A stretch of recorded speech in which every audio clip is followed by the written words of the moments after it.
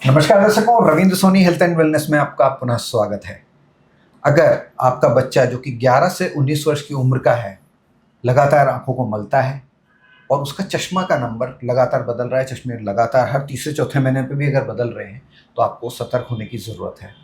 ये एक ऐसा संकेत है जिससे कि आने वाले समय में उस बच्चे की आंखों की रोशनी इतनी कम हो सकती है कि शायद उसको 2 फीट दूर तक का भी दिखाई ना दे।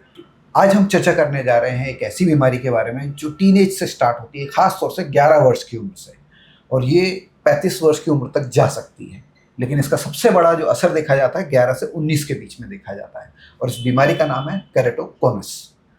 इस बीमारी में क्या कुछ लक्षण होते हैं, किस तरह से इसको डायग्नोज किया जाता है, किस तरह के उपचार इसके अवेलेबल हैं, इस सब के बारे में आज हम चर्चा करेंगे।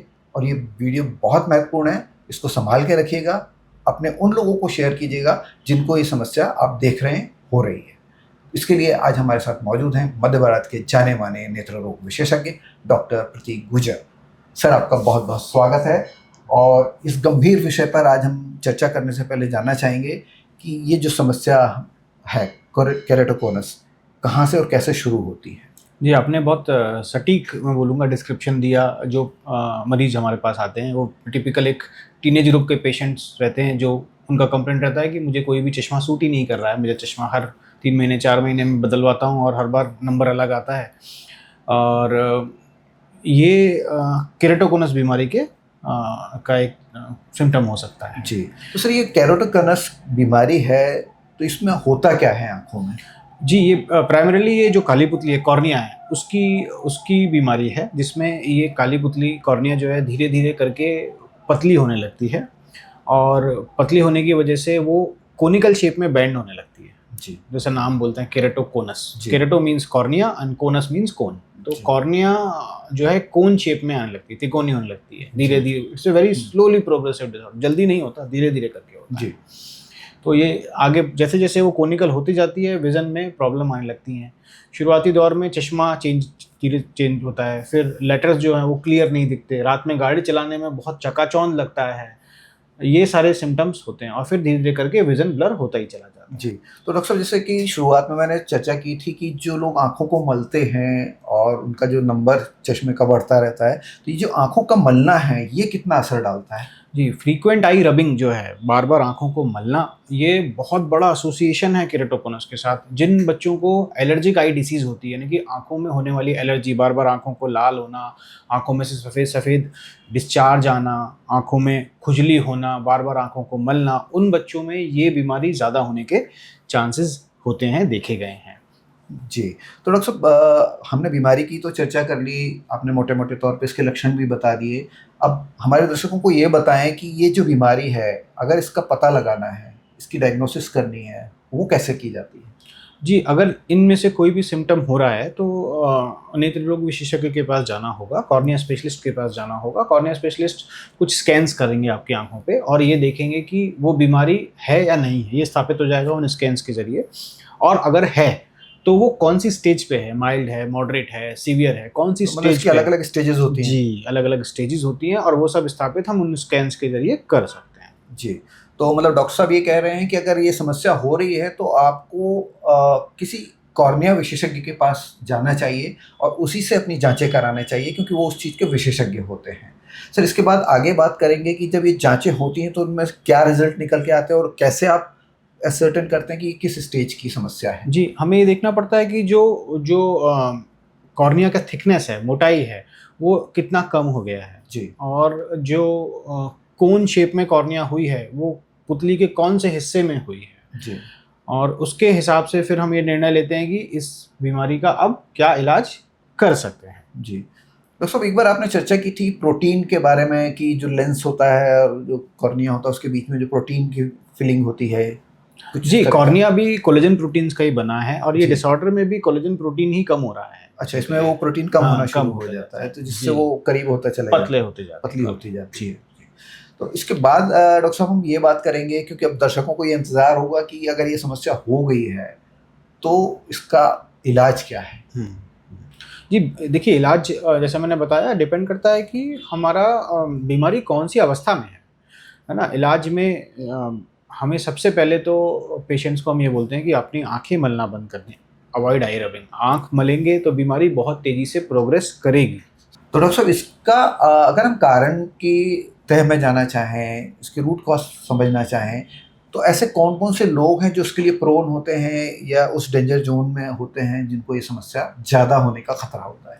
जी, कुछ केसेस में जेनेटिक प्रीडिस्पोजिशन देखने को मिलता है, तो अगर फैमिली में किसी को है, हिस्ट्री है, तो उन लोगों को ज़्यादा चांसेस हैं।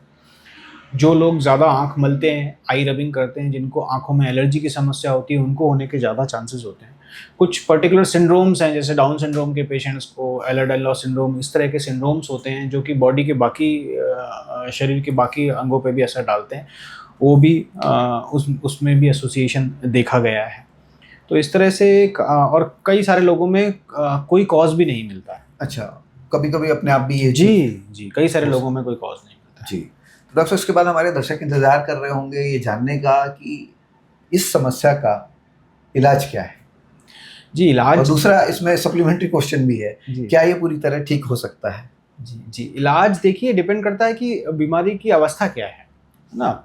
सबसे पहली जो हमारी प्रायोरिटी होती है वो ये देखना है कि ये बीमारी और आगे ना बढ़े, प्रोग्रेशन ना हो।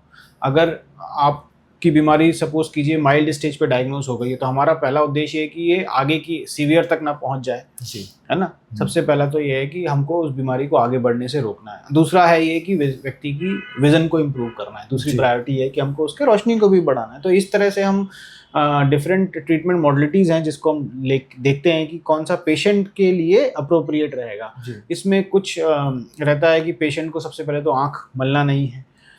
सीरम विटामिन डी का एक टेस्ट होता है जिसमें हम विटामिन डी देख लेते हैं। अगर वो भी कुछ स्टडीज़ में देखा गया है कि अगर विटामिन डी कम है तो प्रोग्रेशन बहुत तेज़ी से हो जाता है। तो विटामिन डी के सप्लीमेंट्स भी हम देते हैं।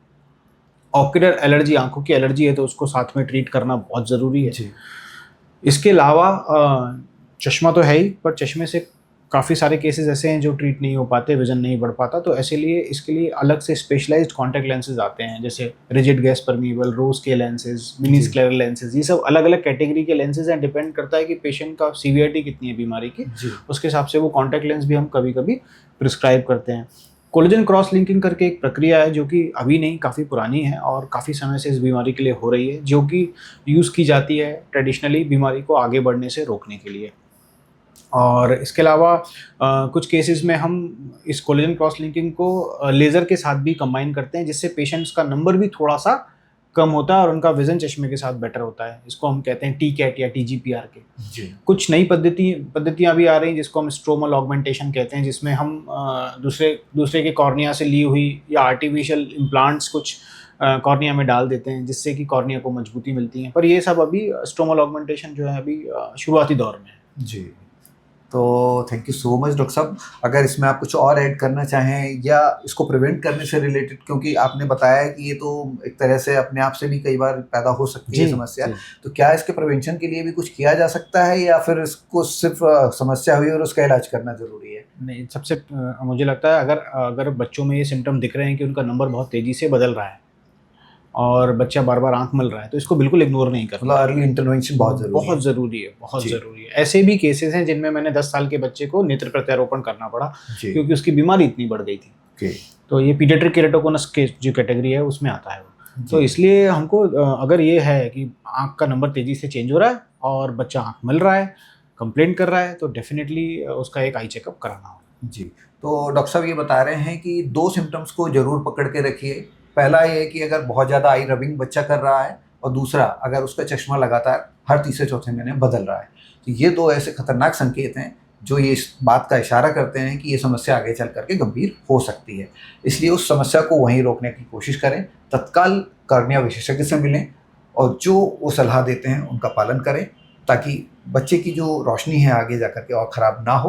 और समय रहते अगर इलाज हो जाता है, इससे अच्छा कुछ हो नहीं सकता, क्योंकि जब स्थितियाँ बिगड़ जाती हैं तो सर्जन्स को भी बड़ी दिक्कत आती है उन स्थितियों को वापस लाने में। आज के लिए बस इतना ही। जल्दी मिलते हैं एक और ताज़ा तरीन एपिसोड में। तब तक के लिए धन्यवाद। जय Hind. Thank you sir. Thank you. तो डॉक्टर साहब, चलते चलते एक सवाल दर्शकों के दिमाग में जो आ रहा होगा कि इसका ट्रीटमेंट और कहाँ इलाज इसका संभव हो सकता है, क्योंकि इस बीमारी के बारे में अवेयरनेस भी कम है और साथ में ये भी अवेयरनेस कम है कि इसका इलाज कहाँ कहाँ संभव है।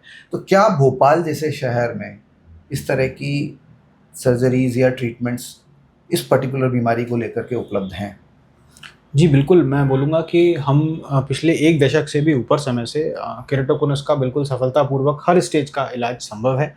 बस वो प्रॉपर डायग्नोसिस बन जाए और हर स्टेज के अपने-अपने ट्रीटमेंट प्रोटोकॉल्स हैं, जो हम बहुत समय से सुदर्शन नेत्रालय भोपाल में सफलतापूर्वक हम यहाँ पे कर रहे हैं। जी, दर्शकों में सुदर्शन नेत्रालय का आप देख रहे होंगे कि स्ट्रिप चल रही है, उसमें आपको नाम, नंबर और एड्रेसेस मिल जाएंगे। अगर आपको लगता है कि आप प्रदेश के किसी और हिस्से हैं या देश के किसी और हिस्से से हैं, तो आप उस नंबर पर डायल करके अपॉइंटमेंट फिक्स कर सकते हैं और डॉक्टर साहब से आकर के मिल सकते हैं। आज के लिए बस इतना ही। जल्दी मिलते हैं एक और ताज़ा तरीन एपिसोड में। तब तक के लिए धन्यवाद। जय हिंद।